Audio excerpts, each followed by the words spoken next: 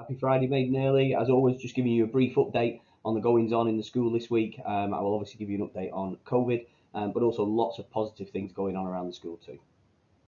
As always, a quick update on COVID-19 and the current situation within the school. We've had 3 positive cases this week. We had a Year 11 test positive on Monday, and a staff member and a Year 7 student test positive today. As always, we've then done our tracing process and identified contacts and asked them to isolate for a period of 14 days from the point of contact.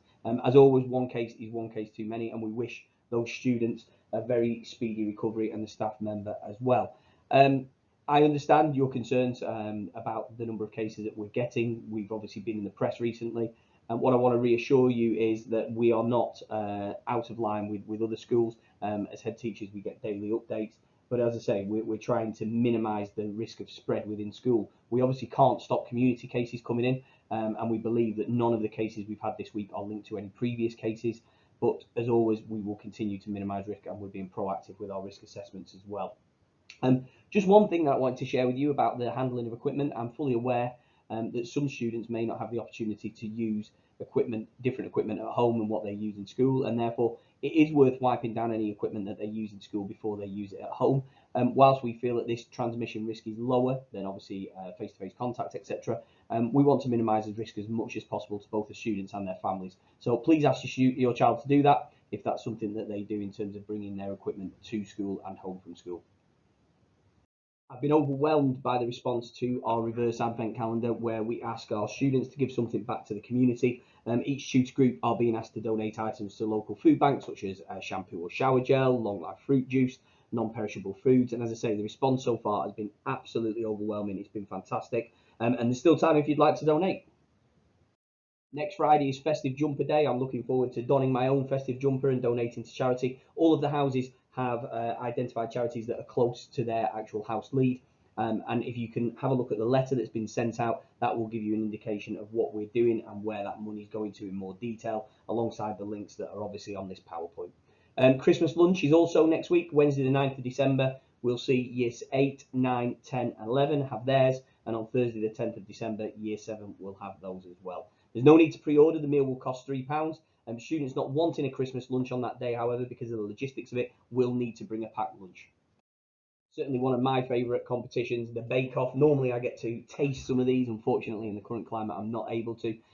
Please encourage your child to take part. This runs until the 14th of December, and they're encouraged to make a Christmas cake, cookies, or a dessert from France, Spain, or Germany, which is obviously the languages that we offer here at the school. And further details can be found on that Google Classroom, and the code is just there. So please point your child in the direction of that.